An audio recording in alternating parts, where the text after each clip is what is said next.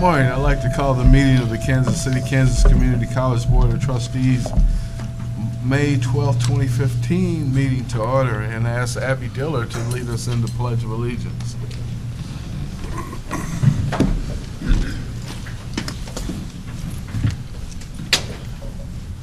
I pledge allegiance to the flag of the United States of America and to the republic for which it stands, one nation under God, indivisible, with liberty and justice for all. All right. Ask for a roll call. Trustee Ash. Here. Trustee Bridenthal. Here. Trustee Daniels. Here. Trustee Plunder. Trustee Maddox. Here. Trustee Rios. Here. Trustee Townsend. Here. All right, we have several amendments. You should have two sheets. One amendment is under number 4, and that is inserting the special meeting that was held on April the 20th. We'll approve those minutes at that time. And then moving to the next page, under number 10, under the CFO report, we'll have the first reading of the 2015-2016 budget. Also under number 11, under the finance report, you should have a corrected treasurer's report. Did everyone get that corrected treasurer's report? Yes. Yes. Okay, all right. And then moving to, we got a couple of changes to number 12, the inclusion of a bullet point, which is to pay earned, accrued, but unpaid wages to employees under their current rate of pay for a period not to exceed their years of service. Then also under number 12, we delete number 9 and 10. Ask for approval of the amended agenda. So moved. Second. Been moved and seconded to approve the amended agenda. All in favor? Aye. Opposed? Motion carried. I ask the motion to approve the April 14th meeting minutes. So moved. Second. Moved and second to accept the April 14th meeting minutes. All in favor? Aye. Opposed? Motion carried. Moving along to minutes from the April 20th meeting. I ask approval for that. So moved. Second. Moved and second to approve the minutes from the April 20th meeting. All in favor? Aye. Opposed? Motion carried. Ask approval of minutes from the May 5 special meeting. So moved. Second. Moved and seconded, we approve the special meeting minutes of May 5. All in favor? Aye. Opposed? Motion carried. All right, audience to patrons and petitioners. Anyone wishing to speak to the board this morning? And if you do, please state your name and your city and state where you're from.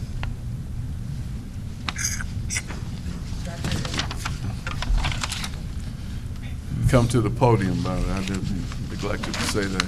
Good morning. I'm Dr. Evelyn Hill, President of Kansas City, Kansas Public Schools Board of Education.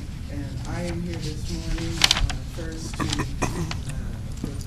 board chair and all the board members, to the president and each and every one of the staff this morning. I am here for one reason, just to say thank you. What a great job you have done. I think we have done a great job together as a partnership for the education of our students. I am super excited because we had one student, and forgive me, I don't know her last name. Her first name was Rachel. I talked to her on the phone. She graduates from one of the high schools. One day, the very next day, she gets her associate's degree from Kansas City, Kansas Community College. Hey. So, Hey. my cheerleader out there with my moms, but I'm too old and I didn't want everybody to faint. So I just came this morning to say thank you. I have cards here that says Mission Possible because of you. Thank you. And so I didn't have enough for everybody, but I'm going to give you what I have. And I also have some little thank you cards. Just says thank you with my name on it to each of you. Again, I just want to say thank you. Job well done. I look forward to us to continue this beautiful partnership. We do have some bumps we still are going to work through, but man, we've come a long way. Thanks again. Thank Thank you, you. Dr. Hill. Thank you, Dr. Hill.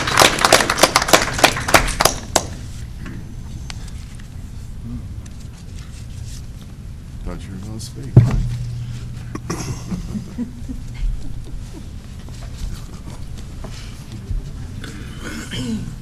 Good morning. My name is Bob Clement with Gallagher Benefit Services. Scott Calley I brought with me. He's with Gallagher Benefits as well, too. We've been your benefits consultant for the last 15 years, and we were notified about 6 weeks ago that we would, that this district was going in a different direction, and I've not seen anything verbally yet, but it's my understanding that if there's a change in service providers that it has to come through the board to make that approval. Is that correct? I'm not sure if it that's what I was told anyway. But anyway, Yes. The answer, Ultimately. the answer is correct. All contracts have to be Approved by the board. okay. Well, I have not gotten anything directly to us written that it was, but I do know that it has been a document written to another agency in town that we've been terminated, and so I just wanted to bring that to your attention and see if there's anything that we can do to be part of that process. Thank you. All right, thank you. Anyone else wishing to speak to the board? Yes. Hi, I'm Roger Suggs, Outreach Liaison for FBOE, and it was a challenge issued for us in December about what did we plan to do about Ferguson and what was our solution. You said that when we come back, so we have the students to speak about the challenge that was meant to them. Yes, good morning to everybody. morning. Yes, and there was a challenge that was presented unto us, and what we did to counter that or come up with a follow-up with that was with FBOE, there's 2 segments at this school. There's actually 1 segment, the one that later on in the day around like 6 or 7, but Roger, he had came up with the plan of making one at 12 o'clock on Thursday. So there was 2 sessions of that of FBOE that day, and it was basically during the Black History Month and during that era, and a lot of information and a lot of great people, well, I think, just came in and spoke and gave their intels on it and their details on it, and it really benefited me just to hear another person's perspective, especially older people, about that genre. So, but once again, I'm Tevin Johnson. I'm a representative of FBOE. The program has benefited me greatly, and it still is. Still putting me in positions to where I can, excel and be in a position where other people can see me and see what the product is of being in FBOE. There's still a lot of good information in the program. Still a lot of beneficial connections that we can go to in the program, such as Roger Suggs, Dr. Burns, and a lot of mentors, as in me and the attendees there, just coming together and tugging off one another and helping one another out. So that's all I have. Thank you. Thank you. Thank you, Tevin. Hello, my name is Isaac Young, and I also stand here on behalf of FBOE, and I just want to enlighten y'all on all the things that they got going on. It's a great opportunity for students as myself to come and have a release point, because there's not a lot of places that we could go as students or actually members of this community to go as a release, and I come here every Thursday along with a lot of other students. You don't even have to be a student to come, but we come and we discuss a lot of things that goes on in the community, and not just the community but around the nation, and we talk about how we could prevent that, such as Ferguson and Baltimore happening here. I also work here inside a federal work study student at the Workforce Center. And I also have entrepreneur goals involved in the homeless shelter in Kansas City. And without this program, I probably wouldn't be as focused and determined as I am. So we are doing a lot, but we can do better. I suggest that we could have more marketing and also more involvement from the board, because not a lot of people know what we got going on. And it is very beneficiary to the community, because you don't necessarily have to be a student to be involved. So I do want to thank y'all for what y'all have done, and ask y'all if y'all could please be more involved with us. We appreciate it. And again, my name is Isaac Young, and I'm a Wyandotte County citizen. Thank you. Isaac, you say you want the board to be more involved. Could you give me an example of what type of involvement you're requesting? Yes, sir. Just maybe a little more support.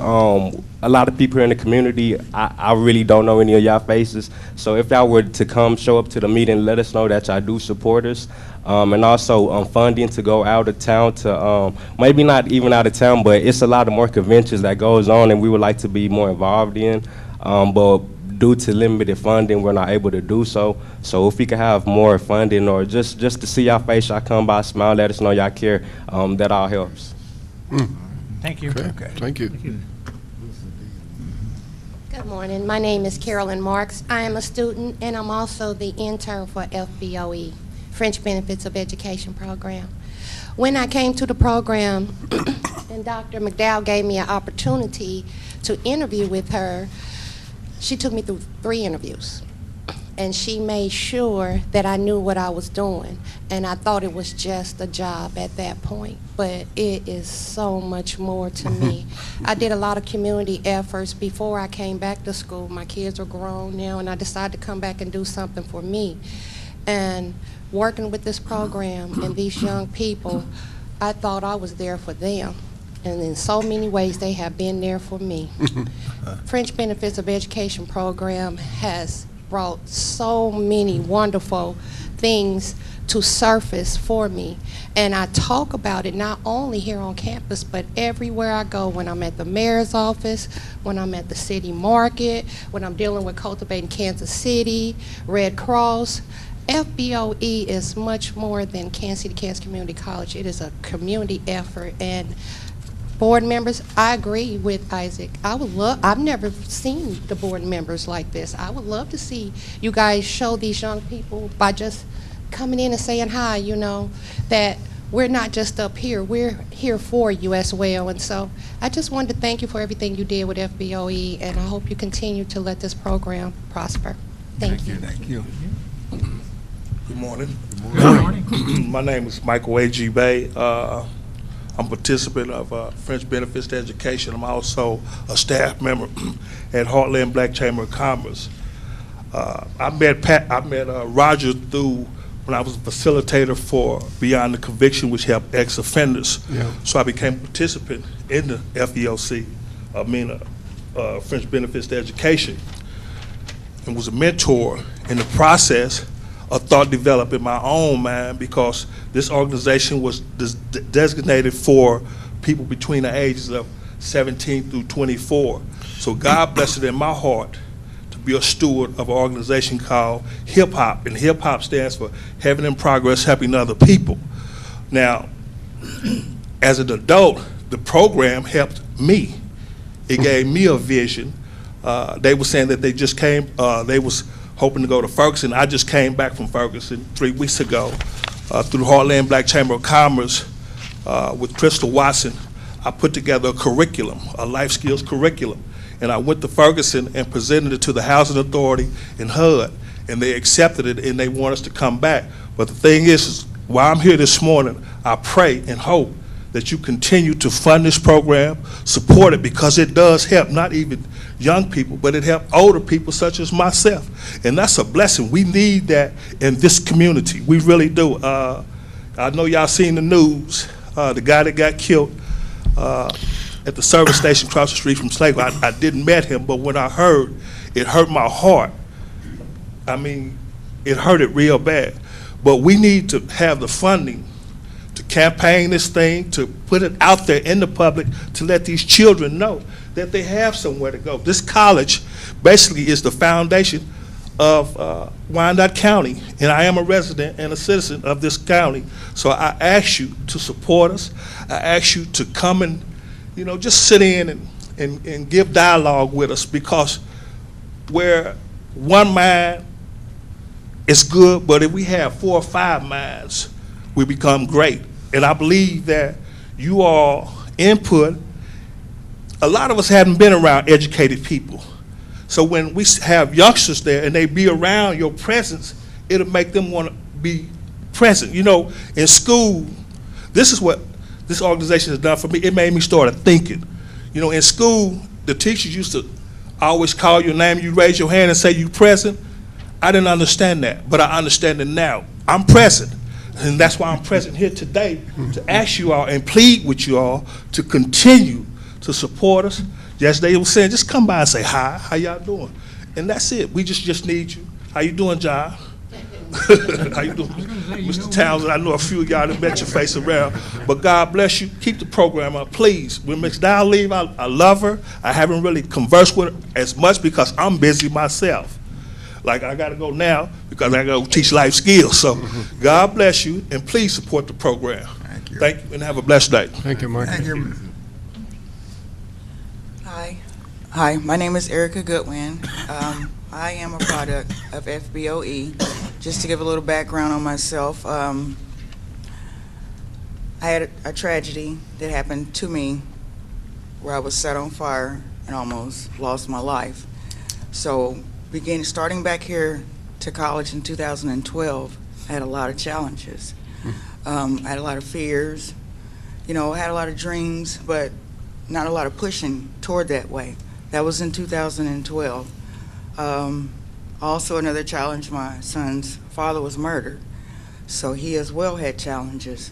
He is now 14, and that back in 2012, it wasn't a lot of hope there. Once I met Roger Suggs and joined FBOE. Now standing here today, I am a candidate for graduation, and I started my own business last month with my son. My son, whose father is murdered, he's encouraged. He's on the honor roll.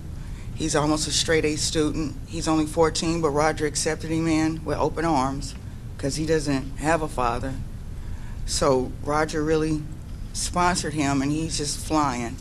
He's ready to start working. He wants to take out stock in Nike, and that all came from being a part of FBOE.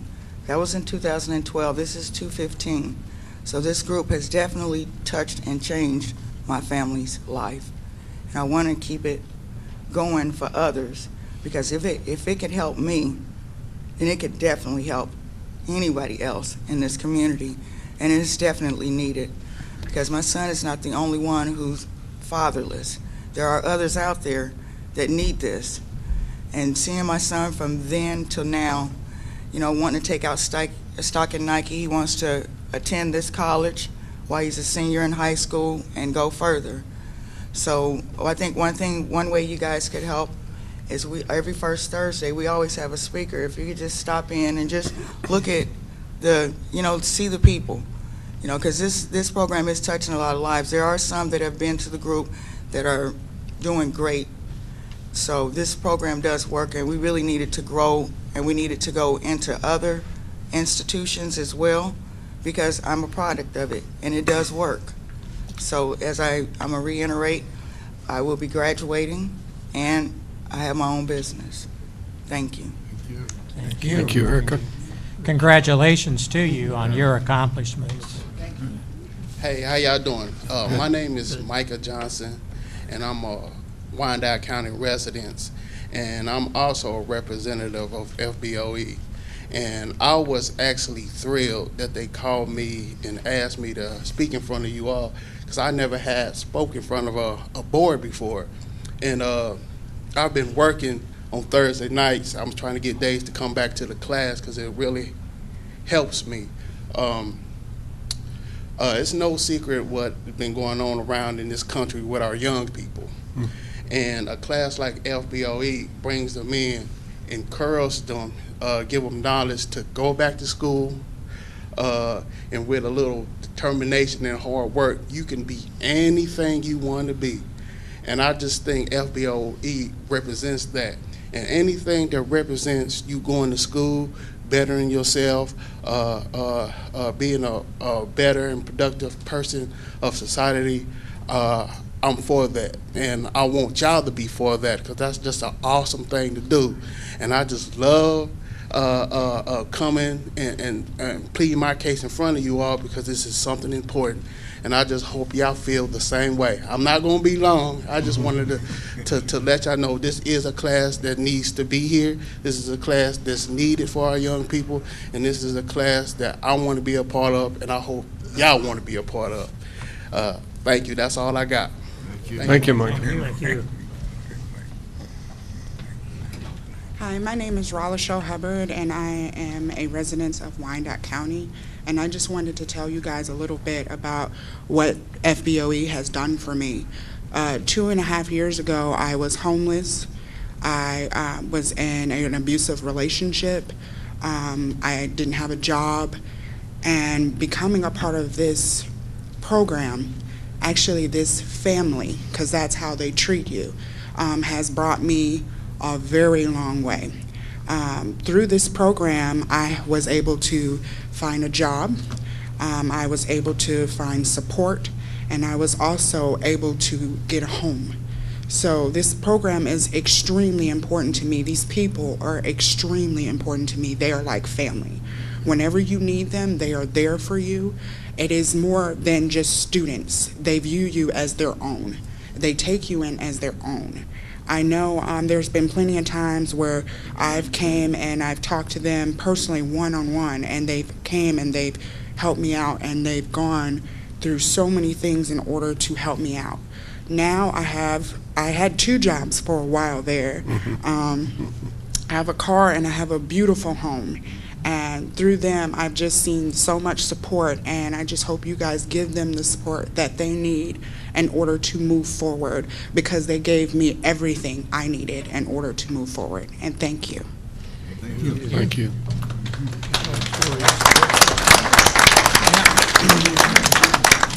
Mr. Chairman, I think want to make sure that our presenters this morning are cognizant of the fact that the administration and Finance Committee are recommending continuation of the program in the budget proposal. So just stay tuned, and you should hear the results as we move forward in the meeting.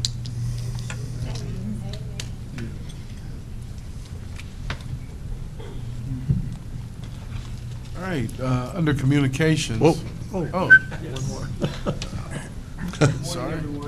Good morning. The president wants to speak to us. Yes, sir. I was just wanting to give enough time to see if anyone else wanted to step up. I just wanted to give enough time to see if anyone else wanted to step up and speak. I actually have a couple of handouts for the board.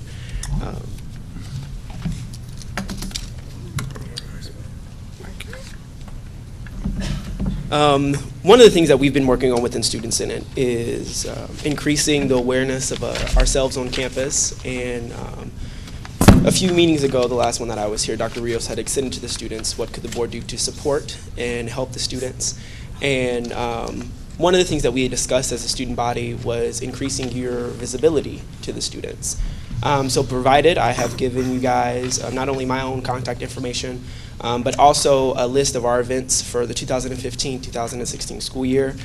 Some of these dates are pending via whether it's the area that we're going to be needing and the times and things of that nature, and whether an event will be able to go on or not.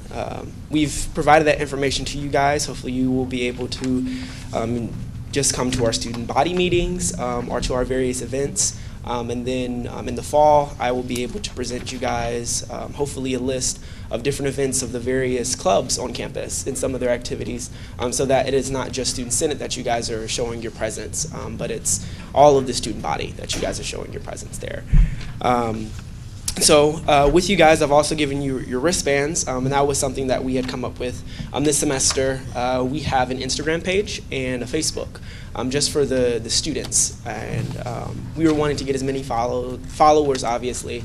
So we've provided wristbands for everyone, and then we also have a massive bag of wristbands for all those in the audience. So please see me afterwards. I'll be handing them out. Very briefly, I know that with this question of support and help, the students we were able to get together and kind of think of a couple of things. And very quickly, I would like to present some of those ideas to you guys. It came to our attention at our last meeting that there was going to be an increase in tuition fees and or a fee. I don't know if it was going to be called a technical fee or things of that nature. I know that it was discussed in one of the Board of Trustees meetings, and I was not present. And I had extended that apology to my students, that I wasn't aware that this was going to be increased to the students. But with that, we knew that regardless of my presence or one of my board's presence, that we wanted to be a part of that conversation. And not just me or, like I said, one of my boards, but the students themselves. That we wanted to be an integral part of that decision making. And regardless of my being here or not, we felt as though we were not a part of that integral part of that conversation. And so our first request for your support would be an increase in better communication, not only between the students, but the Board of Trustees. That moving forward, any decisions, whether they be policies, whether they be an increase in tuition and fees, anything of that nature, that students be actively engaged in those conversations. That regardless or not if we are present in this meeting, that information is extended to us in an overt manner, meaning whether it's my email, whether it's Dr. Long's email, whether it's Ms. Andrika's email, that there are multiple avenues in which students should be able to receive that information and not be on the end of whether or not the bills that we're having to pay are being increased or not. So, like I restated before, you guys asked, how can the board support their students? We ask in return better communication. That we're not at the end of, not necessarily the totem pole, but in receiving the information that we should have been, if anyone else, an integral part of that conversation. And we're asking that moving forward that we are. That if that is going to be something discussed with the board or in a private meeting, that an invitation is extended to the students. Some student body representative to be there in those meetings, so that way the student voice can be heard. Student consideration would be able to be brought to the board that might not be able to be seen from the perspective of people who aren't paying any tuition or fees at the school. So that was the first. The second was clarification as to what the tuition and fees is. My understanding was that it was going to be $7 per every credit hour that a person takes. So say, for instance, if I was going to be overtly ambitious and decided to take 21 credit hours, that it would be $147, which was, I think it was going to be a technology fee. And so that's my basic understanding of it. And so my question to the board is, what exactly is the fee going to be? How much is it going to be? When will it go into place? And I'll just extend it. Well, I'll respond first that one of the meetings, the special meetings that we had was a budget hearing, and we do publish that when we have the budget hearings and the first reading of the budget, and that is the time to come and listen to what the new budget is going to be and have input into that, and that's your opportunity. The other thing is, I believe we did make some changes on the increase on the technical fee, and I would ask Dr. Vitale to address that. Yeah, what we are doing with the technical fee is to make sure that we maintain not only our network backbone, but also have funding to increase the technology in the classrooms so that we can really get back to a true replenishment plan so that we can start on a given cycle, maybe 3 or 4 years, really start rotating out older technology with newer technology. You know, we got caught in a situation last fall with our digital media where all of a sudden we had some Macs that just wouldn't handle the new software that was coming out.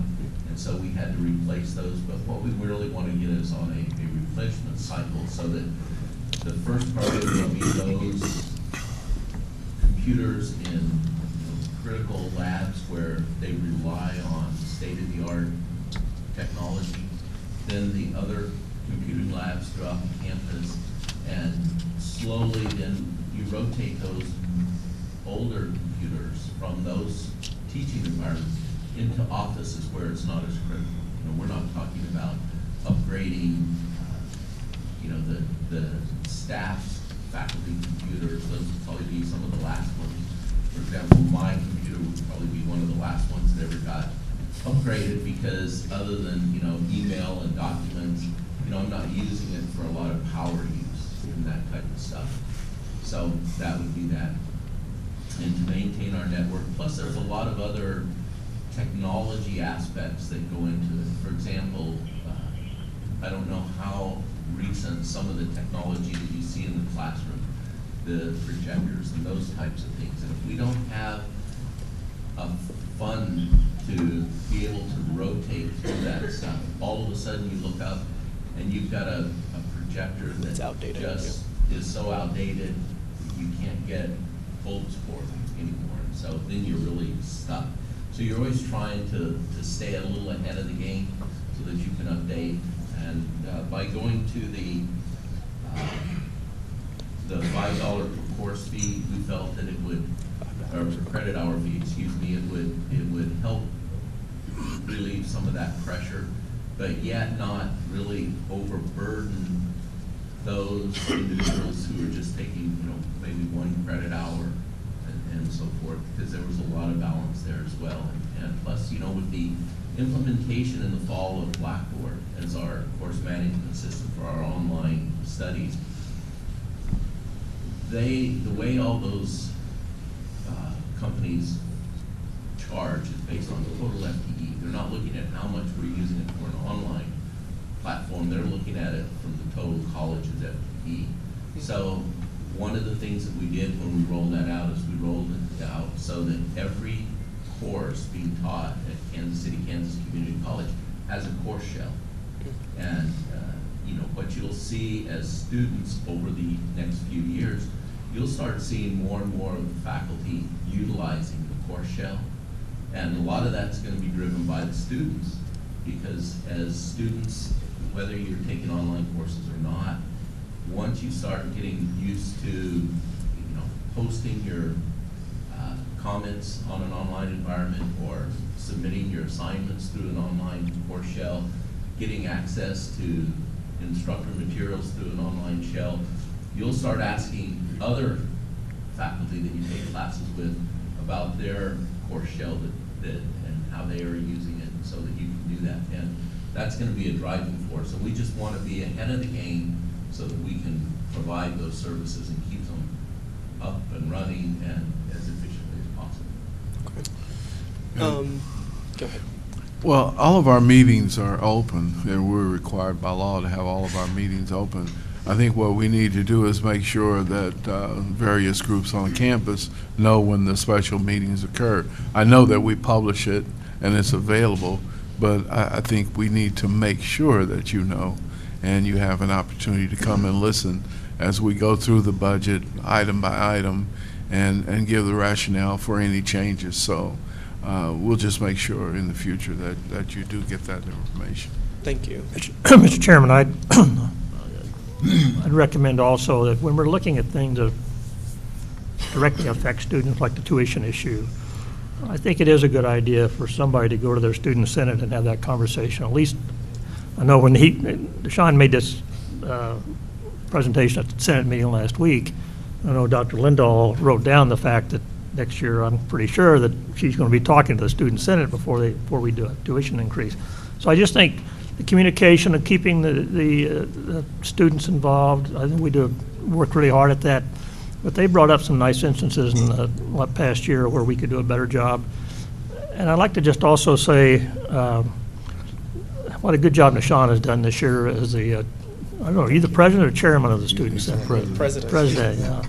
We've just seen a lot more activity among the students this year than we've ever seen before. And a lot of that has been because of his work and his leadership. And he comes to every Senate meeting. He comes to most of our board meetings. And happily to report he's going to do it again next year. Yes, sir. So, Nishan, I just want to thank you for the work you've done this year. And we want to keep in mind good communication with that student senate, because obviously the 6,000 plus students are why we're here. So thank you, Nishan, for the work you've done. Thank you. That actually would be very gracious of you to come to our meetings. In the process of us going digital, I was able to go through some of the previous minutes of different student senates that have come through before me. And I noticed that in 2000 and 1999, the student senate actually, I know that their vote was not essentially a vote, but they agreed to the terms that was presented by the board. And they were able to present it to their student body and then draft up a letter and say, yes, we agree with this fee. We want clarification and justification as this. And we had questions, because I know that there are some students that $5 per credit hour would be a lot. I know for me, I took 14 this semester. Out of those 14, 8 of those credit hours, we didn't really use technology. And if someone did use technology, it was the teacher. My public speaking class, we use technology a lot. We used it for all of our different presentations.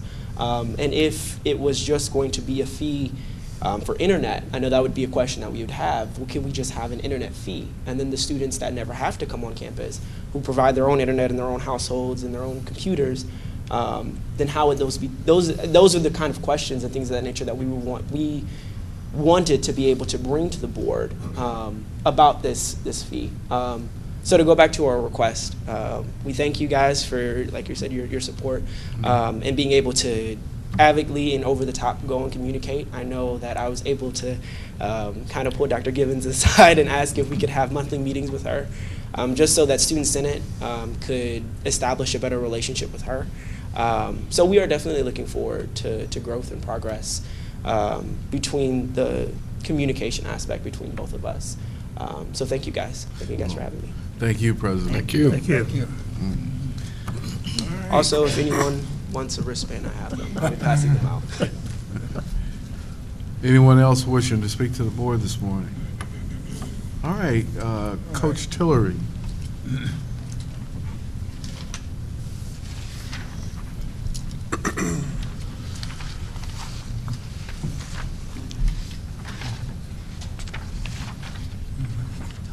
Good morning. Morning. Morning. We have 6 sophomores on the softball team this year, and 3 of them are here today.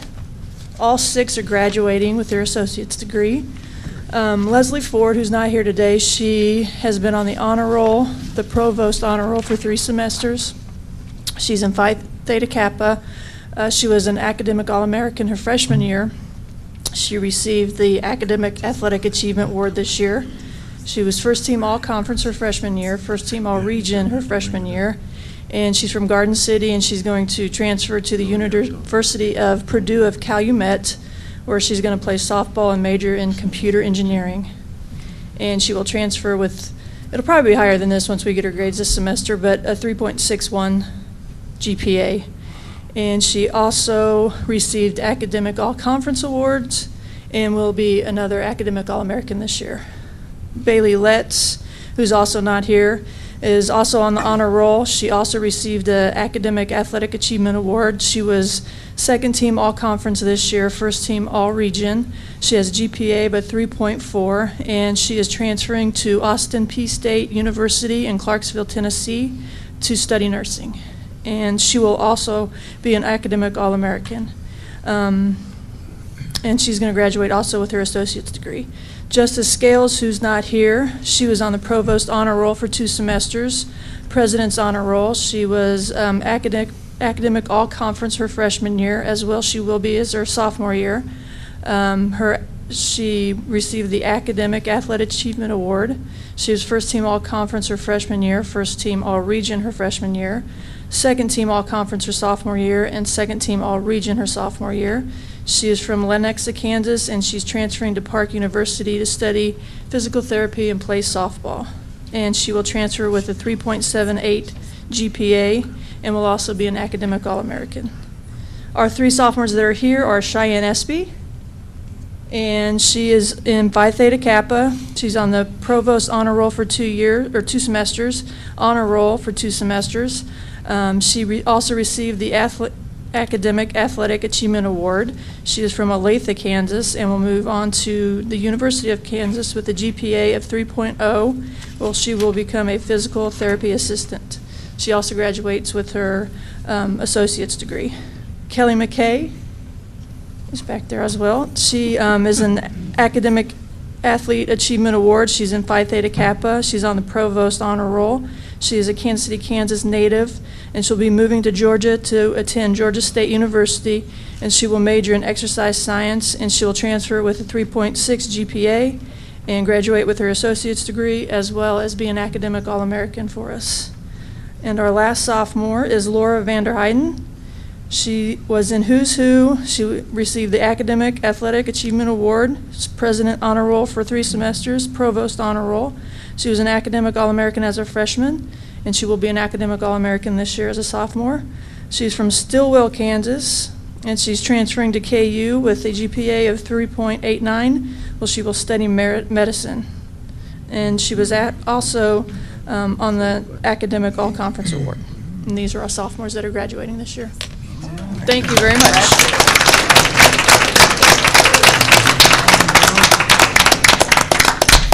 Nice pictures. Yes. Thank you very much for coming.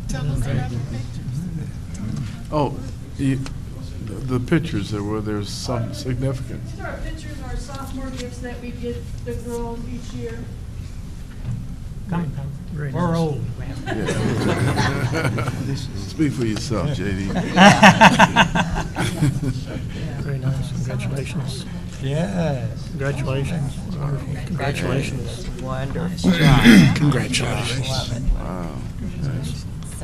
Yeah. Best wishes. What position? Congratulations. I thought so. Congratulations. Third base. Well, congratulations.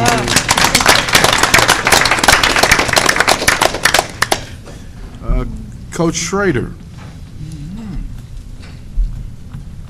Is he here? Oh, there he is. There he is. Good morning. Good morning. Thanks for allowing us to come. I would like to, we don't have pictures, but if you want to follow us and you're on Facebook, we have a little golf site, Kansas City, Kansas Community College Blue Devils. And I try to get the kids involved. Last year I had a young man that didn't play as good as he'd like. And I could tell he wanted to be a mentor. So 18-year-old kids don't want to hear about my golf game, but they listened to this young man, and I involved him. He's been my right-hand man. I want to introduce Alec Otting. He's a Baser graduate, second year here. He's my right-hand, my assistant, so I'm going to let him introduce his students. Good morning, everybody. Good morning. Like he said, my name is Alec Otting, and I'm a sophomore here at Kansas City, Kansas.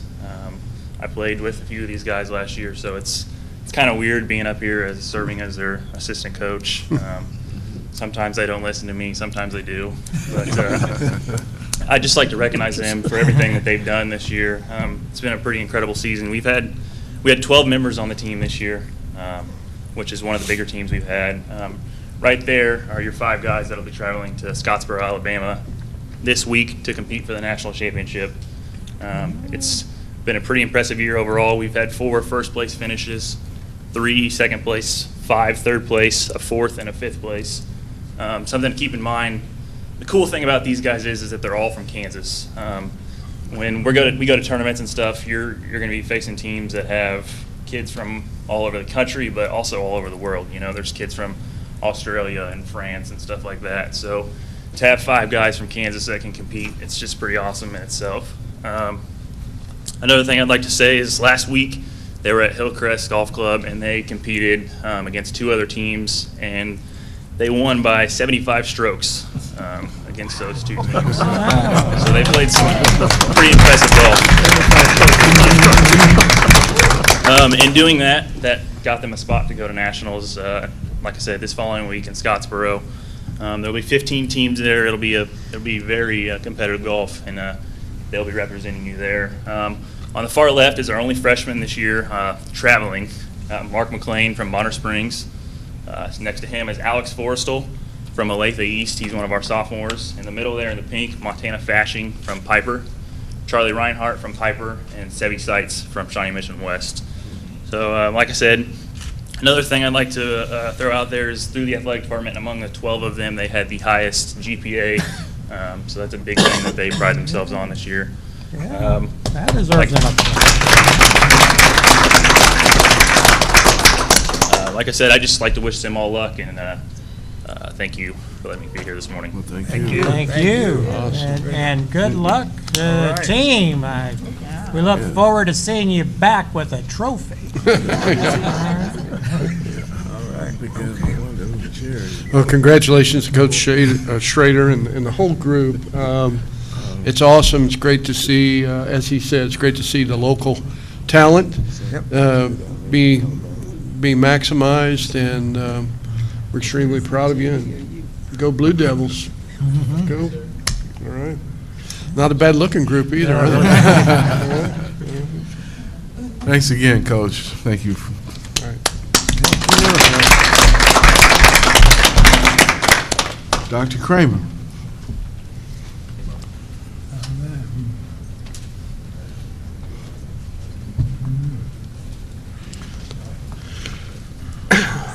Oh, there's a PSA. Good morning. Good morning. I just want to take a minute and talk a little bit about our Saturday Academy and then introduce some of the wonderful students who participated in it this last year. We just finished our 15th year. The Saturday Academy was inducted into the Mid-America Hall of Fame this year. Ms. Marcia Pomeroy sitting over there is the passion and the founder of our Saturday Academy. She and I were on the radio yesterday talking about it at KC Cares, and we appreciated the opportunity for that. The Kauffman Foundation had submitted our names to go present. But I just want you to know that, you know, the Saturday Academy, over 2,000 students now have gone through from middle school through high school, and we count the over 250 of them that have graduated, about 15 students a year. And of those students, we track them completely. Over 96% of those students have gone on to college, and over 60% of them have gone into STEM careers. And of the 2,000 that have gone through the Saturday Academy, over 25% of those students have come to this college. And so it's a great success. And I have to say, I'm very proud of this. This year, he's not with us this morning. He's an engineer over at Hallmark. His name is Juan Ben Wallace.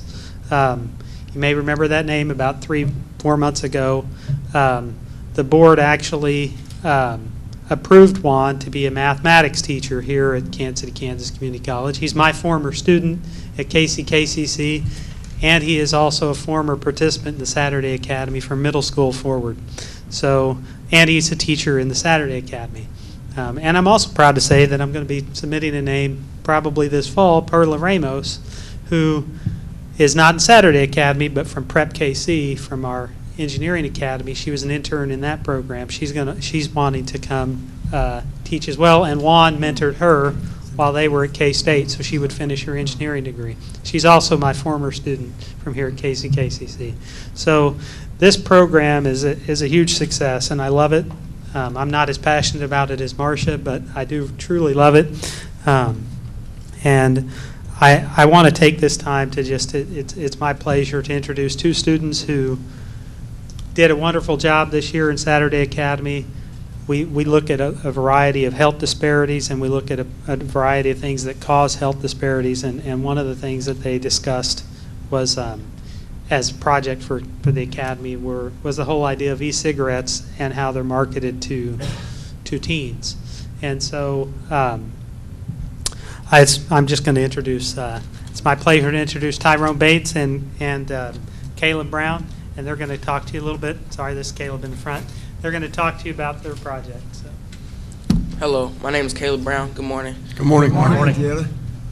I attend Sumner Academy, and I also attended Saturday Academy, and I'd like to thank Mr. Rios for inviting me to come and present my debate on the e-cigarettes. Good morning. Good morning. Tyrone Bates III, and I attend Arrowhead Middle School, and I went to Saturday Academy as well, and I thank Mr. Rios. Let's begin. The risk of teenagers and their advertising strategies from cigarette companies is, I believe, it's a great deal, and it appeals to teenagers. And it's like, if the cigarette companies are going to make money, and if they want to make money, they're going to have to figure out how am I going to make money? And if they want to make that money, they're going to appeal to those teenagers so they can start out young. Also, from the beginning of the 21st century, teens 13 to about 15 or so, they have electronics, iPhones, tablets, computers, a bunch of different stuff. So if the cigarette companies can get that communication out to those people, it's going to be a big deal to them, and it's going to make them want to get those cigarettes. And lastly, it's just that communication that the cigarette companies have to those teenagers and how they involve themselves with that cigarette company, and how they want them to start out young with the e-cigarettes, or even just start out young with regular cigarettes. It could make a big impact on what can happen in the future.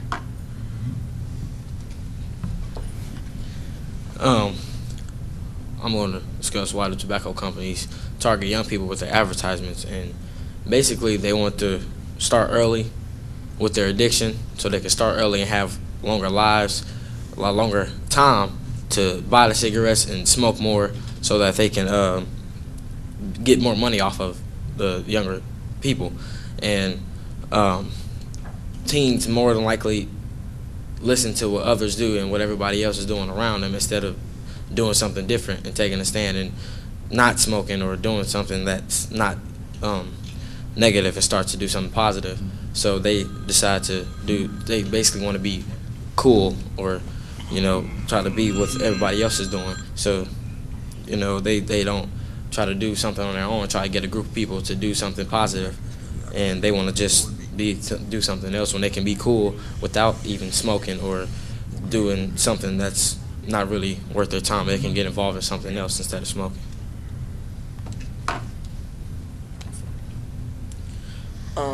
The warning pack on the cigarettes, I believe that they don't really affect the consumer at all, because first of all, the writing is super small on the package, and it's like, if you really want to care about our healthness and the way that we can get cancer, why wouldn't you make it big so everybody would see it, like a billboard or something? But instead, they put it on so small to where, oh, I can't even read this. What's the point of having this on the box? And some people, they're just maybe illiterate, and I put that correlation together as if you don't have the mindset to know how to read, what makes you have the mindset to not to put down a cigarette and not to start smoking or not to have e-cigarettes at all. And then lastly to this topic is just some people just don't care about their health, and they don't care about the diseases and cancer and all the drugs that are in cigarettes and what can happen if they continue to smoke cigarettes or e-cigarettes. As some people just don't care about cancer. They don't care about the nicotine that is in it. They just like that satisfaction they have for those 5 minutes that they take that cigarette in. Well, I'm going to discuss why quitting smoking is so difficult, and the main reason is because when you start something, it's going to be, and you start something and you start to do it for a long time, it's going to be hard for you to quit, because with smoking, how it has the nicotine in it, and every time you smoke, your brain gets used to the nicotine, and when you try to quit, it's not, your brain needs its fix. I mean, you need your fix, and then your brain is used to it, so it's going to be very hard, because your brain it's not going to be used to you quitting or stopping. It's going to be so used to you, keep on doing the same thing over and over again. When you start something and for a long time, it's going to be hard for you to quit. And they want to start people out young again. And when you start young, and say if you start young at probably 16 and then start and keep going and try to stop at like 30, it's going to be hard, because you've been doing it for a long time over those period of years. So this is going to be, your brain is going to be used to it for all them years, and if you try to stop, it's going to be very hard.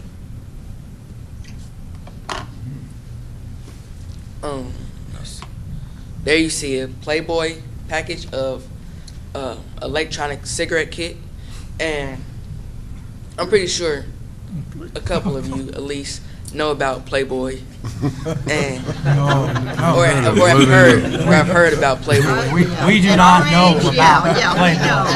And One way or the other, we know. so But don't educate us. I didn't even read the article.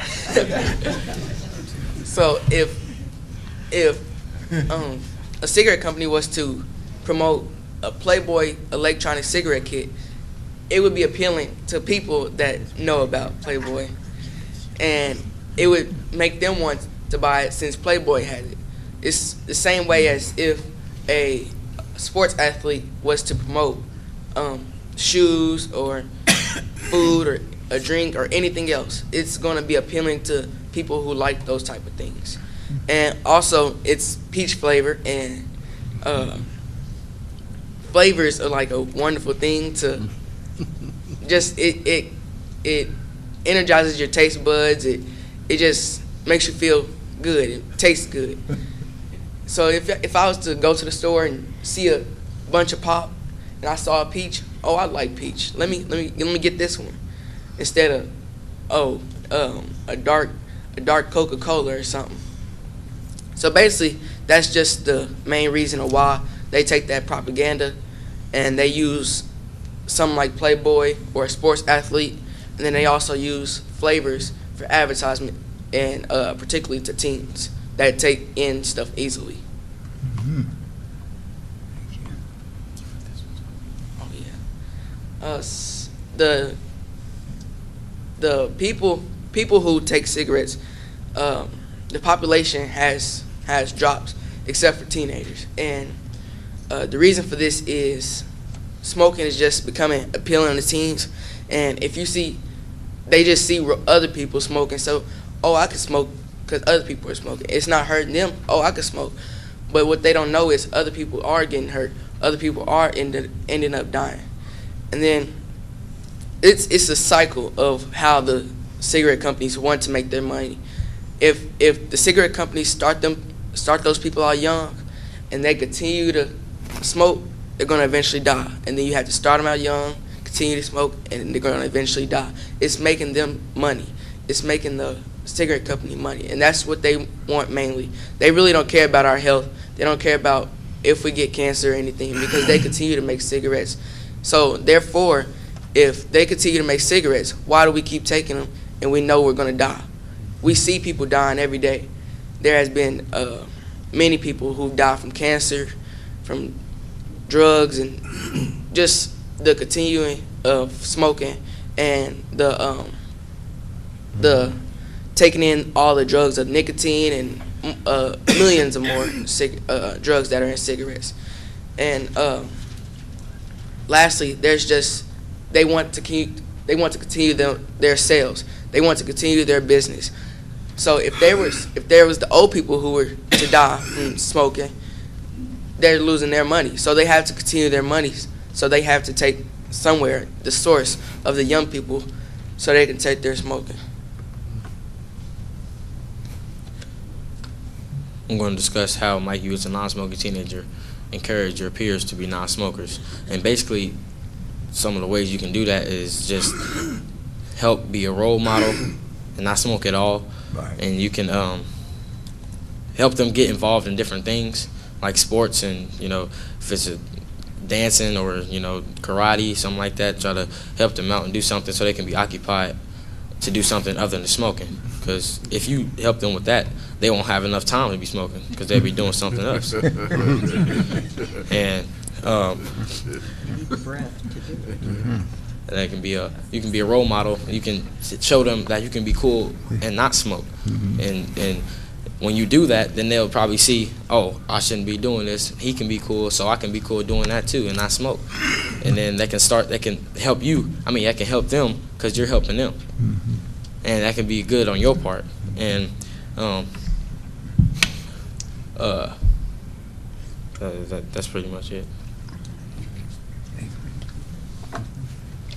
Lastly, the conclusion of the e-cigarettes and bringing it all together to the tobacco-free campus policy is basically e-cigarettes and regular cigarettes are both a bad situation. There has been advertisements to where e-cigarettes is a better alternative, but e-cigarettes, they have the same nicotine. They don't light a flame, but they have that same impact. You can still have cancer. You can still get those effects to when a regular cigarette when you smoke it. And also, it's false advertisement. People say, oh, e-cigarettes are better because they're electronic. You can smoke them inside. You have no flame. It doesn't release a vapor. It's still bad for your health. It doesn't help you at all to where it'll be good for you. I mean, it may be good for the air, but we have plenty of air. And then we have other people. We don't have plenty of people. Plenty of people are dying from cigarettes and the nicotine that it has. And that's about it. I'd like to thank Mr. Rios for providing this opportunity for us to come here and speak to you about the e-cigarettes. And I hope you add the e-cigarettes to your tobacco-free campus policy. Thank you. Thank you. all. Thank you, guys.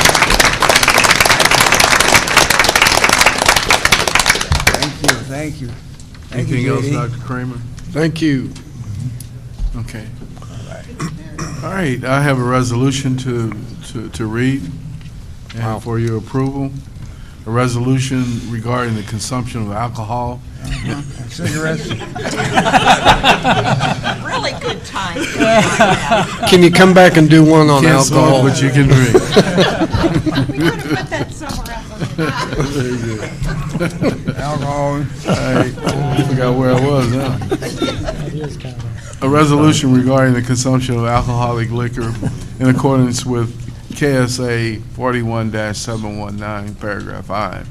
Whereas the statute annotated 41-719, paragraph C, prohibits the consumption of alcoholic liquor on public property except where expressly permitted by law, and whereas the Kansas City, Kansas Community College is authorized under the Kansas law to exempt from KSA 719, paragraph C, specified property which is under the control of KCKCC Board of Trustees and which is not used for classroom instructions. Now therefore, be it resolved by the Board of KCKCC hereby exempts for Saturday, June 13th, 2015, the lobby areas of the Performing Arts Center from the requirements of KSA 41-719C. This exemption is granted in connection with the TEDx Wyandotte performance event Breaking Through. Ask approval or a motion to approve the resolution. So moved. Second. Been moved and second to accept the resolution. All in favor? Aye. Opposed? Motion carried. Okay. Now going to executive session to discuss non-elected personnel matters to protect the privacy interests of the individuals to be discussed and for consultation on matters protected by the attorney-client privileges. Dr. Gibbons, how long do we need? An hour. Okay, we need 1 hour for the purposes that I just described. Do I have a motion to enter the executive session? So move. Second. Moved and seconded to go into executive session for 1 hour. All in favor? Aye. Aye. Opposed? We'll have a 5-minute break and then we'll meet in the boardroom. Thank you. Need a motion to come back in the session, please? So move. Second. All in favor? Aye. We're back in session. As for the president's report. I have two items that I'd like to report on, but I'd like for Dr. Kramer and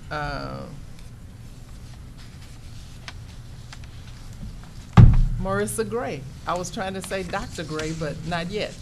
I'd like for both of them to come and talk about their recent success. Both in the form of money. Even better.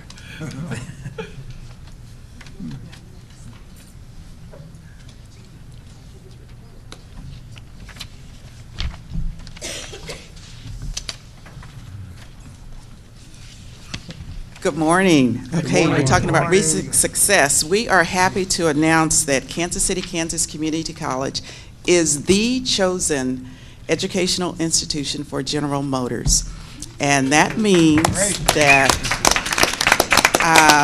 we will receive for this year $36,000 for contract training that we will provide in a designated, they gave us a listing of where these trainings have to take place. And primarily it's in the computer science area with computer, Excel, Microsoft,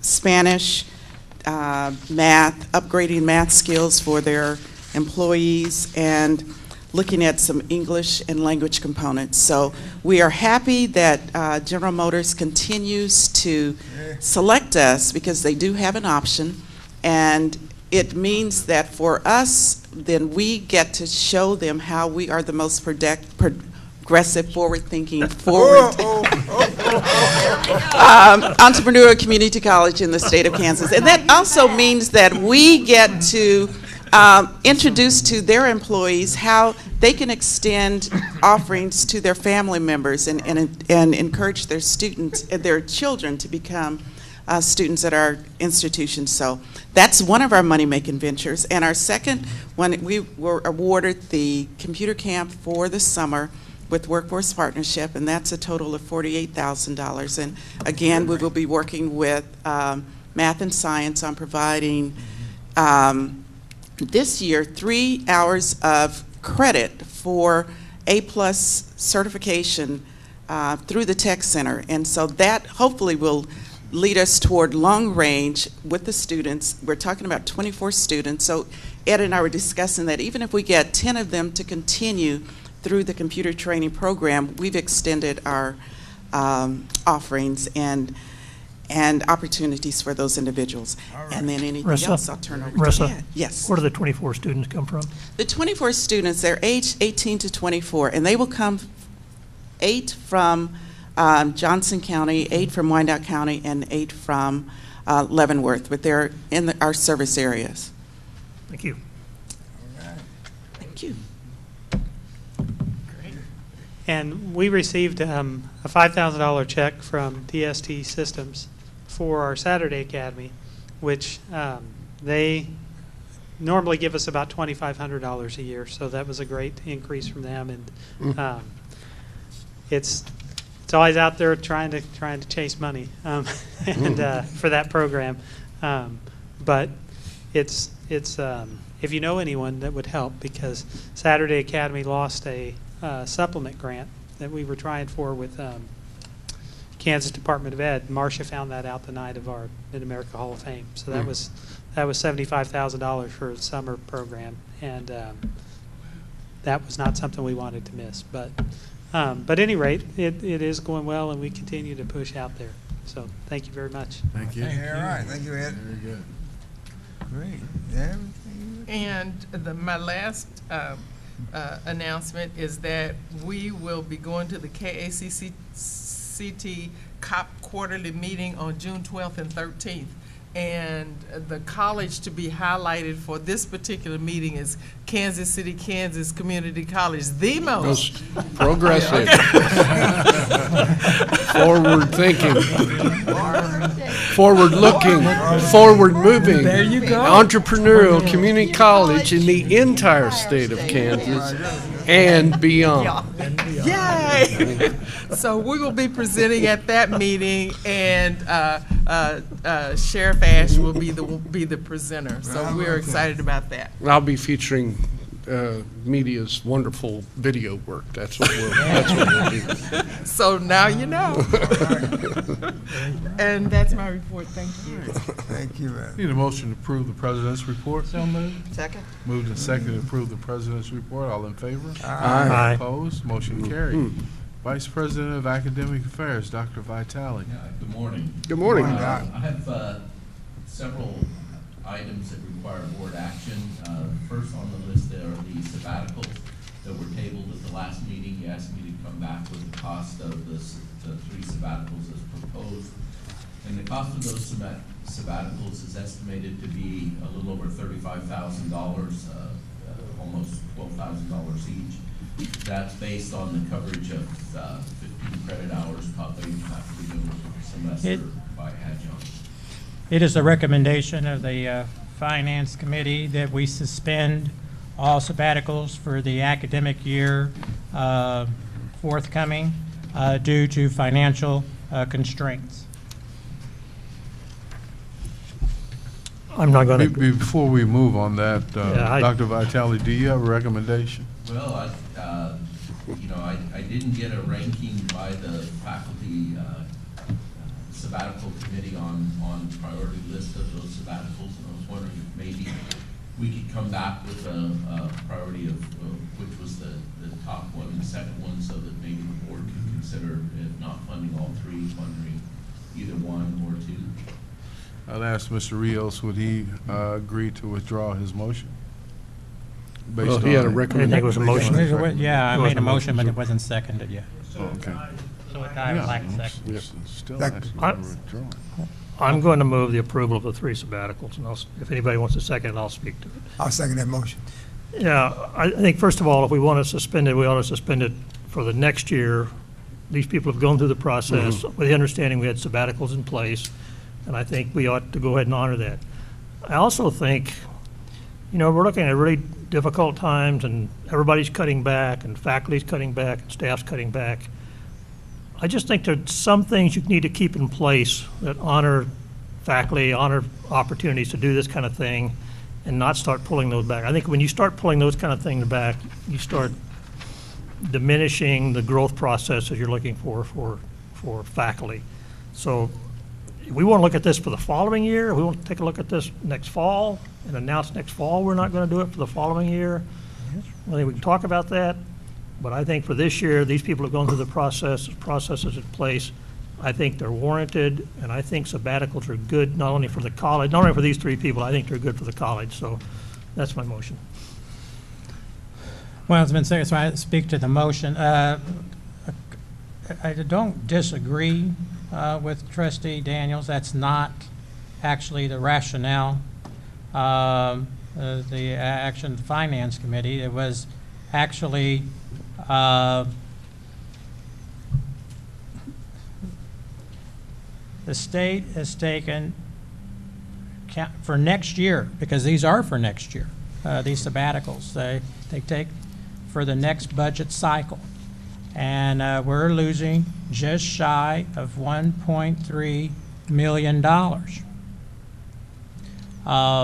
which translates to $1.25 locally, just so we can have a picture of what that means. And most of what we're needing to do, we had the students speak to us. The quality of our programs, not only sustaining them, but trying to grow them to maximize impact.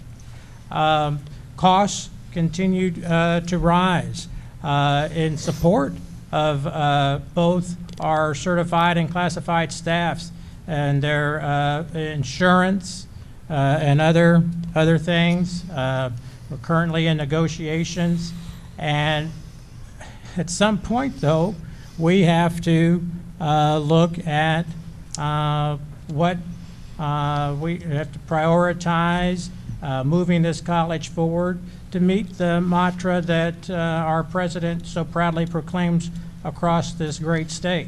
And it isn't a forever thing, hopefully.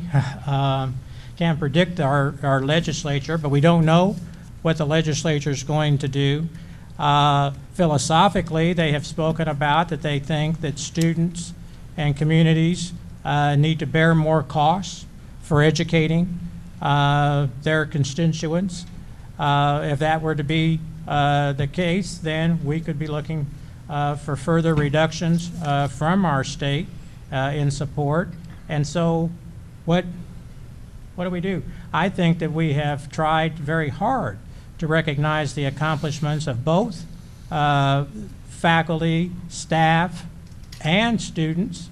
There was a time in this board meeting we never had such beginning. We just strictly did business, and that was it. The seats, we may have, when I first joined 11 years ago, there may have been 2 people sitting, and that's why that boardroom upstairs was big enough to accommodate our meeting. But we just have some tough economic times and choices, but it's not to the merit of those 3 individuals' requests or for what sabbaticals are about for a learning institution. But we just need to, I think, be on the record that some painful cuts are necessary at this juncture as we try to get a handle on all the challenges that we face in growing this institution. And so that was the only basis for suggesting the suspension of the sabbatical. And I would just point out, these recommendations came from the administration, and they are included in the budget that we're going to work on past the next couple of months. So I think the money's there for them, and I think it's worthwhile. Don? Mr. Chairman, thank you. I agree with both J.D. and Dr. Daniels. I think we need to go ahead and follow the staff recommendation. I think we probably need to go ahead and grant these. At the same time, I think this is just as important that, for the reasons Dr.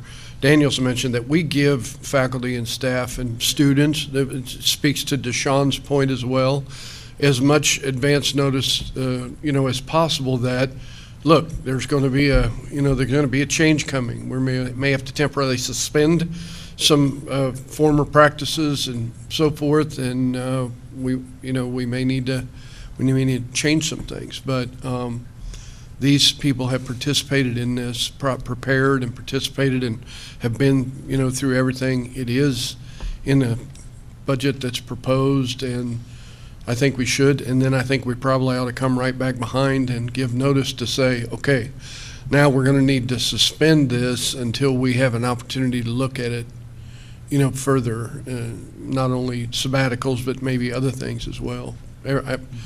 Probably virtually everything based on JD's comments regarding, the change in funding from the state. We're going to have to figure out how, as a board, as an institution here, how we're going to handle them and deal with them. Okay, JD will deal with your motion. Is there a second for JD's motion? No, No. It's Ray, but No, Ray's it already motion. died. Ray had a motion. I second Ray's yeah. motion. Okay, I got lost in that. Yeah. Okay. JD's was a recommendation, but Okay, Right. JD's, okay. So we have a motion from Dr. Daniels and a second to approve the sabbaticals. All in favor? Aye. Opposed? Aye. Motion carried. No, you want to, Now I'd like to make a motion that we suspend consideration of sabbaticals moving forward in the next academic year due to budget constraints. second. Point of order. Refer to the general counsel on the number of votes needed to pass that measure. Should have been 4, and I watched. You didn't ask for abstentions, but when no one indicated that there was an opposition to the motion passes, I'm assuming that everyone voted. You didn't ask for a roll call. I had 4-1. Trustees, am I correct? 5. That's right. I didn't vote. 2. Oh, you did not vote? No. Well, it was 4-1 and 1 abstention. And so, Mr. Chairman, you abstained then? Yes. All right, and so still, you have the majority of 4. I voted no. He voted no. So we have- So the yeses were trustee Ash, trustee Townsend, trustee Bridenfeld, trustee Daniels. The no was trustee Rios. The abstention was trustee Maddox for Record. the minutes. And the minutes should also reflect that there was an inquiry made after the vote to confirm the vote, and that was 4-1-1, which passes. Majority of the quorum is formed. You're ready for action, Mr. Chairman. And then the agenda was further amended to include trustee Rios's motion to suspend the sabbaticals, and then we paused. I don't recall, Mr. Chairman, if there was a second. Was it you, trustee Asher? Yes, sir. Yes. So now you're ready for discussion, Mr. Chairman, on the motion to suspend. Okay. Thank you. So is there discussion, or do you, go ahead. Yeah, I made my point.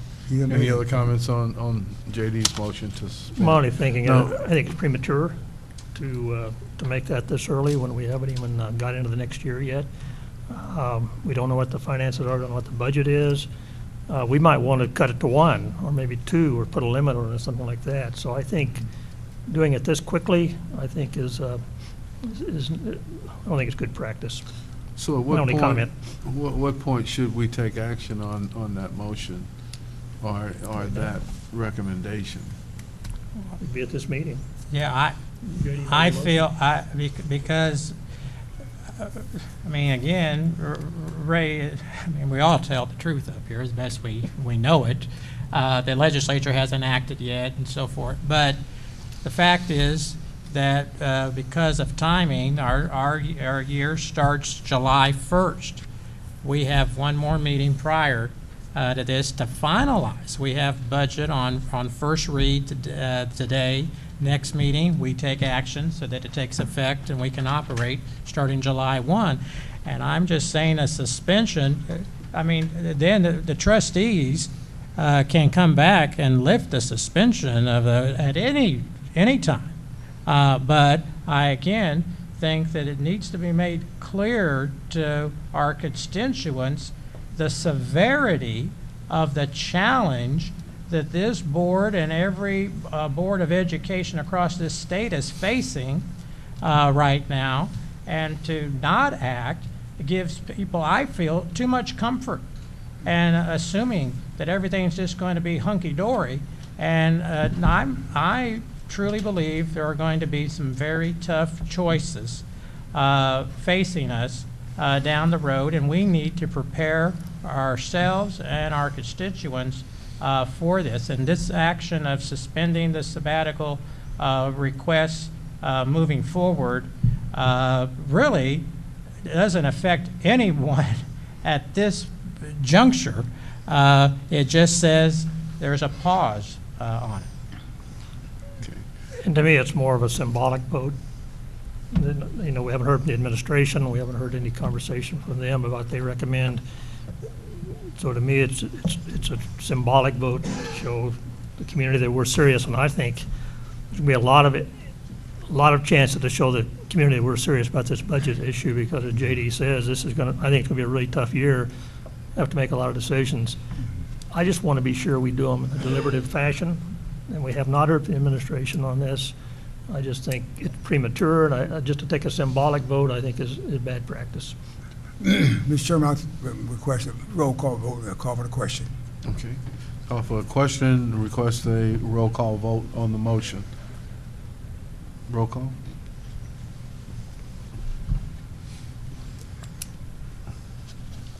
Trustee Ash. Aye. Trustee Breidenthal. Aye. Trustee Daniels. No. Trustee Flender. Trustee Maddox. Aye. Trustee Rios. Aye. And Trustee Townsend. No. 4 yeses, 2 noes. Motion carries. Dr. Vitale, the rest of your report, please. Okay. Just clarify, that would be for the 2016-17 academic year, correct? Yes, moving forward. One other, or actually 2 other things I have for action. One is the calendar. We are proposing a revision to the spring 2016 calendar, which has already been approved by the Board of Trustees several years ago. You approved 2 years moving forward. And the change in the spring 2016 being proposed is we're proposing moving our start of classes back 1 week to the Tuesday following the Martin Luther King holiday. This will bring Kansas City, Kansas in line with most, if not all, of the other community colleges and schools in the greater Kansas City metro area. Right now, we start a week ahead of any of the other schools, so that gives them somewhat of an advantage if our students can't find a class, get into class, if they don't want to start a day late or 2 days late, they can jump somewhere else and get registered before classes begin. So that's what we would like to recommend. It just slides everything back a week.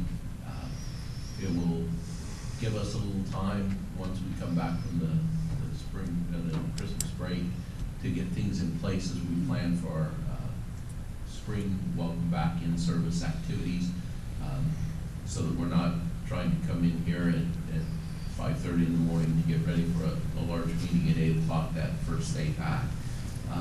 And then we're also proposing a calendar for the 2016-17 academic year. And this will follow the same pattern for classes starting in the spring semester following the Martin Luther King holiday. The summer calendars, both for the 2015-16 year, are not affected, and for the 16-17, the fall and summers will begin approximately when they do now, in the same general time frame towards the end of August for fall classes and the first part of June for the summer semester classes. And we met with all the different stakeholders involved in the college to make sure that the times were appropriate so that no one office was being unduly constrained in how they had to perform their business between semesters. Just respectfully ask you to consider those. Move approval of the revision for the upcoming academic school year calendar and acceptance of the recommendation for the 16-17 school calendar. Second. Been moved and seconded to accept the revised calendar for spring of 2016 and that's 16. and 16. Beginning. Beginning 16, 17. Yeah. Okay. All in favor? Aye. Opposed? Motion carried. Yeah, I wanted to get that clear too. And the last one I have on my report that requires board approval is the revision to the special course fees that are being charged. We had several courses in the computer repair technology program that were going, it was a program that was going through a KBOR designated curriculum revision, and in doing so, they've had to eliminate several of the courses, change titles of some courses, and add a few new courses. And so we just felt it was appropriate to bring those changes back to the board, because previously you had approved courses that we'll no longer be offering this fall to have the $75 fee on them. And now we're asking that you look at the corrected course list now that we have all the changes in place.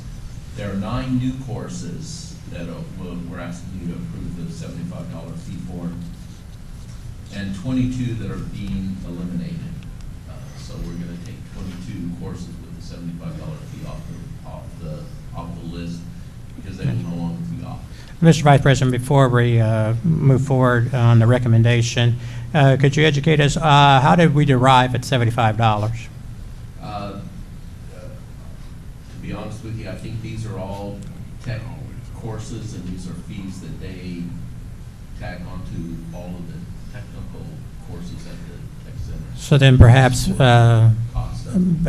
can you educate it in regard to, is the $75 truly cover our costs?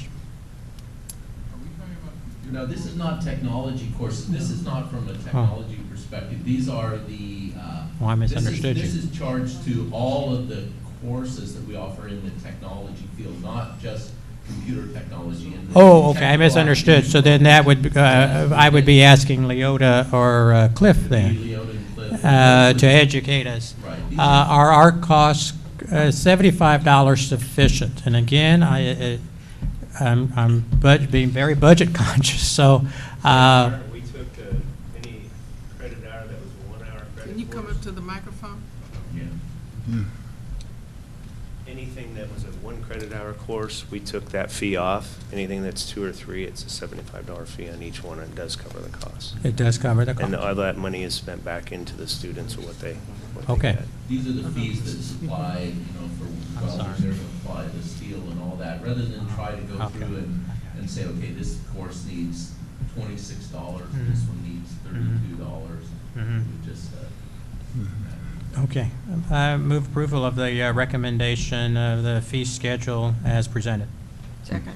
Been moved and seconded to accept the fee schedule as presented. All in favor? Aye. Opposed? Motion carried.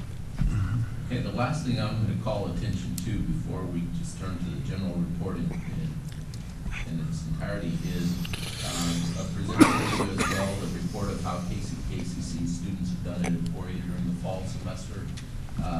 Once again, we continue to do extremely well.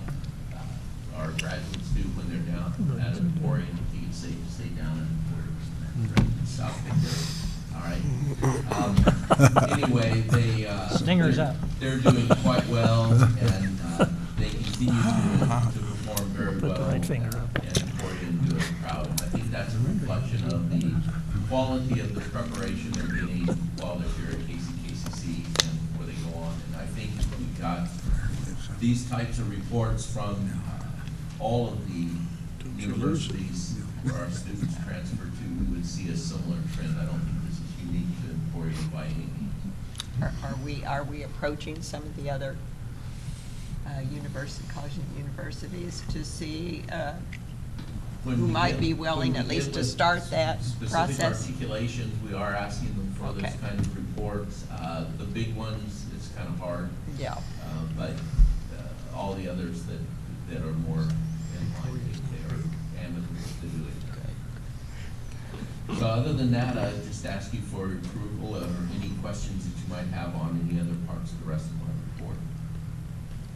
I just want to express my appreciation. I have noted more detail, Dr. Fratelli, about your individuals under your report, and I'm very appreciative of that additional detail. Not only does it help educate trustees, again, looking at exactly what it is that we are attempting to accomplish and how we're going about accomplishing that. But actually, data was presented by our athletic director. I think that just goes in along with what Emporia reported to us, that our students can be very successful. They may need some tutorial assistance, and Dr. Burton's report indicated the success rate with once they receive those tutorial services. So, but we haven't in the past gotten such clarity, and we are now, and so I just want to express to you appreciation for that reporting detail, and if you would please make sure that those that are in fact writing these reports are aware of our appreciation of that information. On their behalf, I thank you. They do a great job preparing the report. I'd just like to comment on the long section there about the tutoring program. Yes. The study that they've done, the results that they're getting with the tutoring, I thought were very impressive. Yeah. Those who had completed the tutoring as opposed to those who had not, in completion rates and success rates. And I really like the long-term and short-term goals that they have in place to make that tutoring even more effective. So if people are working that tutoring program, I think that's the right direction. We're really trying to work with those students who are struggling, and that, to me, looked like a great report and amazing results.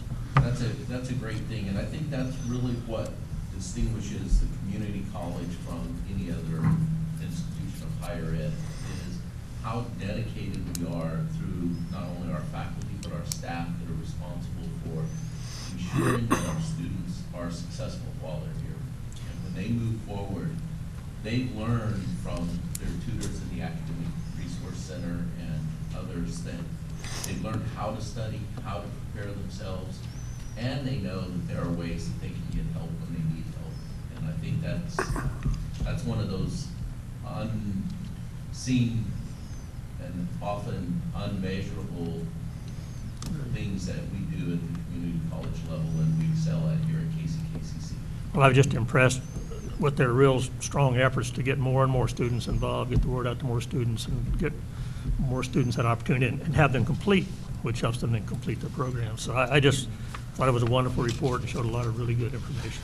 And you know, if you look at the schedule that Nashon passed out for that, they have started making an effort for student senate studies also. It's not only being recognized from the academic side, but students themselves realize that there's a need for students to help other students.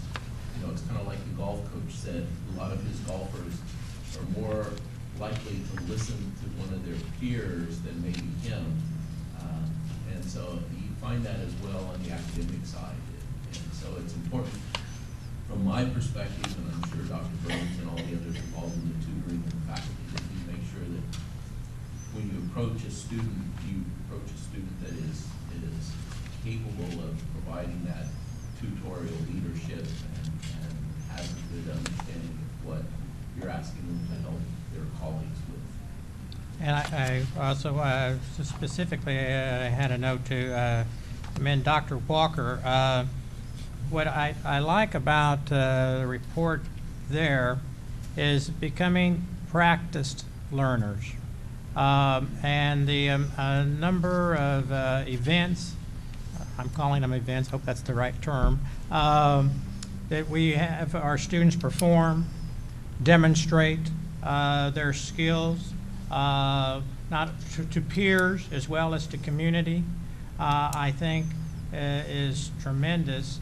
And I know I just attended a performance last Sunday, I believe it was, at St. Patrick's. And the community was just so, well, one, it was very well attended, and then the enthusiasm for being able to see that performance was very evident. And so, again, I appreciate your sharing with us the information, and not only in the report and the results, but then a lot of times we get invitations to attend those. And so I just hope that continues, and that we can look for further positive reports of how our students perform out in the community. Need a motion to approve the Vice President's report? I just have one more. Dr. Long, this came from you? Yes. Anything you want to tell us about this report? Is this the final report for this? And for you to, it's the sexual violence and sexual harassment procedures reporting process. As part of Title IX requirements, the college is required to have a policy that dictates the procedures that we follow if any member of the college community, whether it be faculty, staff, student, trustee, et cetera, becomes a victim of sexual violence.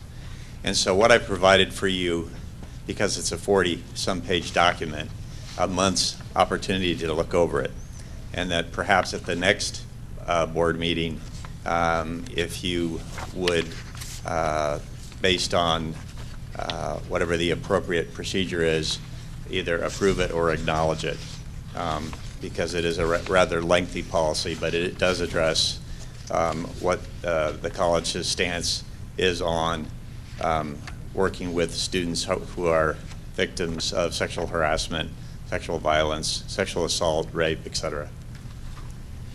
Have you had advice of counsel with this document? It's been an 8-month process. Okay. I just read an article in the Star last week about 4 universities that are doing climate surveys around sexual harassment and all. I thought, they're all working on it, and we're ahead of the game. Yeah. We're already doing those. Yeah, we've completed our climate survey, Yeah. and so are we the model program for the country? No.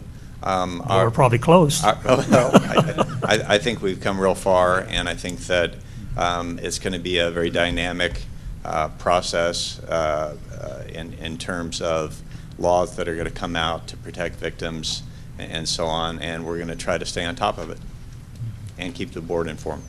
Thank you.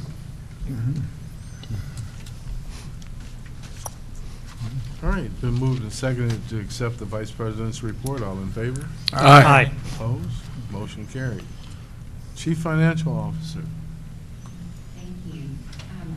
Just to underscore the discussion that we've had today. We have just about to go out a press release, and it's from the Brookings Institution, and looking at beyond college rankings, looking at value-added approach to education for 2-year and 4-year institutions. And it will just recently, we've been ranked, if you put in the information on the website, KCKCC comes up as the top ranking institution in Kansas for 2 years. So again, I think that underscores Dr. Vitale's report, perhaps in the need for financial support. We are the most. I think that we need that. We need that on the 38th spot. I'm sure we'll get it there. The president will get it there. So I'd like to go to item 10 on the report. We have an amendment there, first read of the budget. For the college budget, you should have that handout, and it's also in that amendment sent out last evening. One correction that we would like to make on page 3 of the college budget, and this is a follow-up to our budget workshop. Item 82 says request of a .75 mill levy, and we'd like to change that wording to current and future capital improvements. Current and future capital improvements. For that, the attachment that we provided today recommends, it's on this. It is the attachment for the first read of the budget. I would like to open discussion if you have any comments. Okay.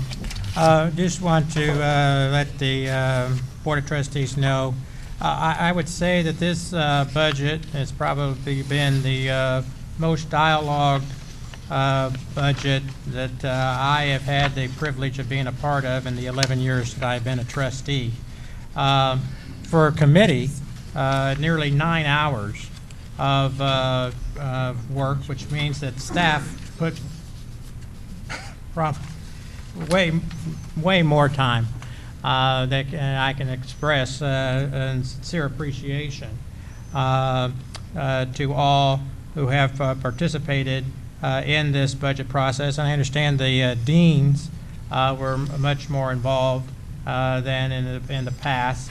And I think that helps the trustees then and a better understanding the needs of our college community, just so that the public is aware. There is, at first read, this is the maximum that would be allowed. There could be in June reduction, but not an increase in what is being requested. And so there is a mill adjustment being requested of 0.25 toward the general fund and 0.75 toward the capital outlay fund. It does include a tuition increase of $8, and there is a fee of $7 per credit hour for toward technology usage within the college community.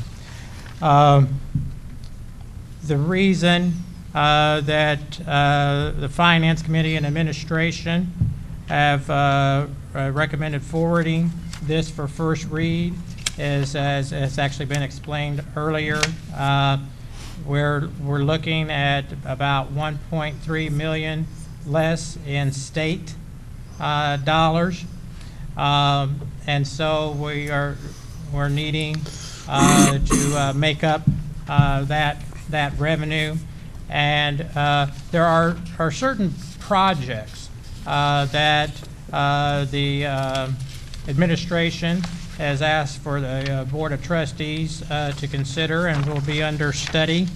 Also, we are expanding in our Leavenworth community, which is part of our service area obligation. And there is a cost to that, but I think that there is a great benefit to the relocation at Leavenworth. But as in many relocation efforts, there's upfront costs to that. And so just so, again, folks are aware that we are looking, just as we have expanded in Wyandotte County with the new technical education center, now expansion in Leavenworth County, and we would hope that even neighboring areas around Leavenworth would be able to benefit as well from the proposed expansion. So I know I'm giving a very general, if the trustees themselves have specific questions or want something specifically highlighted in open meeting, I certainly welcome those comments.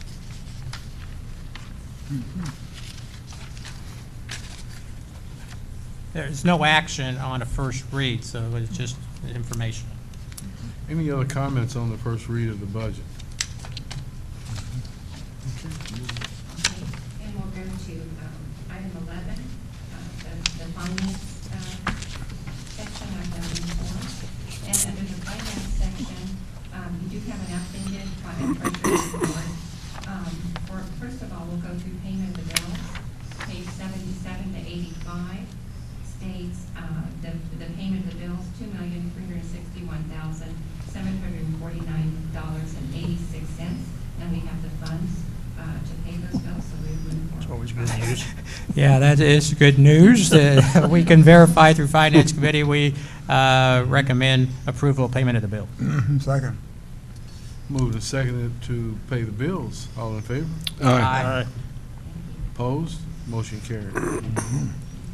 We also have the Visa payment, $279,908.10.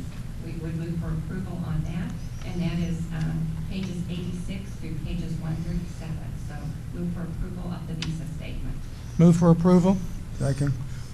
It's been moved and seconded to pay the Visa bill. All in favor? Aye. Opposed? Motion carried. And then under recommendations. Quick question before we leave that. Is there a continued study on our credit card usage? Yes. And we look for a future recommendation? Yes, we have. We continue to study that and to reduce our risk. And Dr. Vitale and I, or Dr. Gibbons, have to give approval for any change in credit limits. So we've been very careful about that, and we'll continue to monitor it and report back. And is there anything further that can be reported in the next board meeting in regard to team meals? Again, there's just such a wide variance in the cost for feeding, and we did bring up in finance about seeing if we could put out for bid, providing meals for our teams, so that there's consistent quality, consistent in cost, so that we can have some sort of perhaps stabilization. As they had one meal that was up over $500 for a team, and then that same team ate for $77.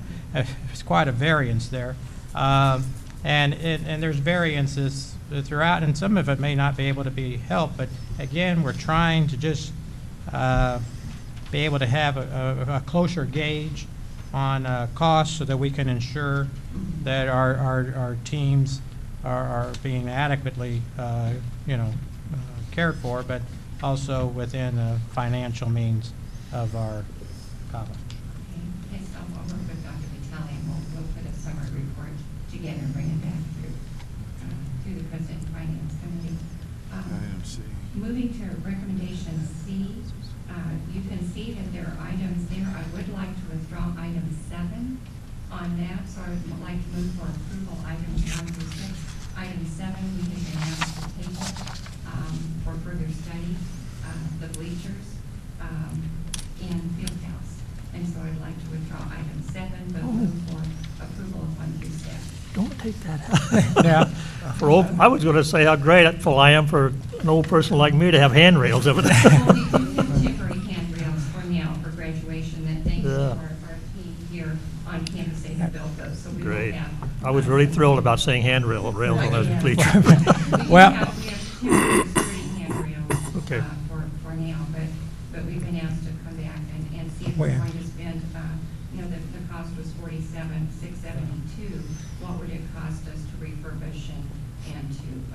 We actually would like to look at restoration of the entire bleacher area of the field house. That is a project that truly has not been completed, the renovation, and the administration felt we should go back and research the costs and see if we can, in fact, do the whole thing at a more efficient cost than piecemealing the cost. Those bleachers that we believe are the original, and I mean, it just comes a point where you just have to look into that. So it's just an investigation. So you don't care if I fall in the bleachers? As I get older, those bleachers get harder and harder to walk up and down. They do, and we're gonna make them the best bleachers in the league. I do move approval of items 1 through 6. Second. It's been moved and seconded to approve recommendations item 1 through 6. All in favor? Aye. Opposed? Motion carried. Abby? Oh, could I also, I'm sorry, could I add one more item, just for information on that? Included in your report also is an estimate from Field Turf, and we did receive this estimate through the Green Bush Consortium for the softball field. That is an area we've been asked to study. We wanted to bring you the initial bid that we have. We're meeting with them tomorrow morning. We do not ask for any action. We bring it to you just for information. And that's on page 56 of the report there. Right. Information only. Yes. You Yes. didn't want to take action on that, J.D.? No, we're going to wait till next month. We had discussed giving a parameter, but our CFO is just wants to be able to lead that and bring us the costs after negotiation. So we just keep our fingers crossed for her.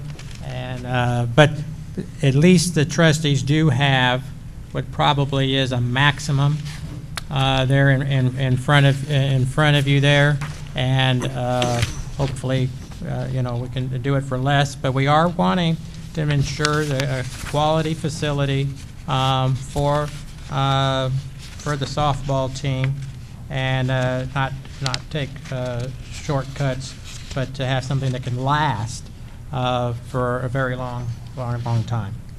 But then from here, I would ask for approval, sir, of the report, the total report. Oh, approval of the financial report. We've just one quick note. I always try to the electrical usage. Again, I always look at that. yes. Now what is been kind of I get into this more than I probably like to, but through sleepless nights.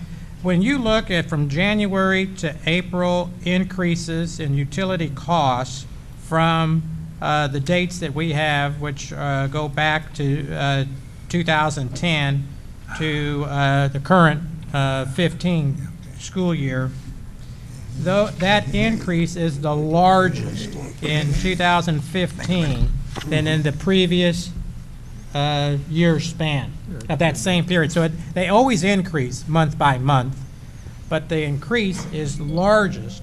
And so again, I don't want the trustees to get depressed and say, well, our costs, we're not seeing a bottom line that we have less dollars spent than other previous months. But I would submit that we are not only saving energy and being good stewards of the utility, but we actually are saving costs. That if we were using the same amount of energy, we would be paying considerably more.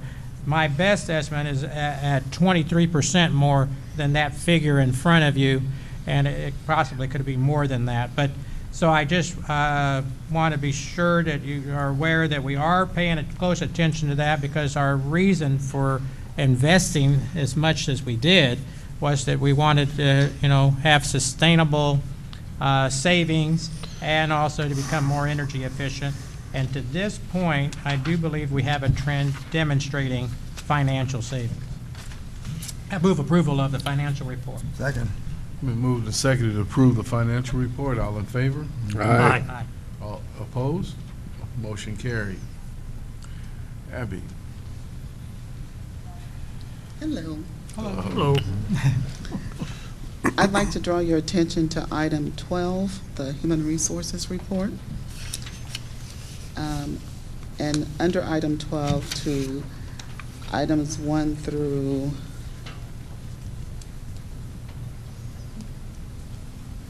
I'll do that again. I want to say 17, is that right? Uh-huh, as soon as I turn the page. Get the You amendments. could get the amendments in. Get the I amendment. will. Okay. Right. Right. Yeah.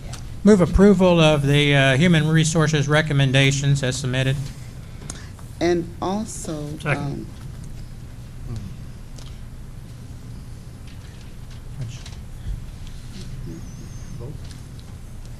She seems to be looking for I'm something. there.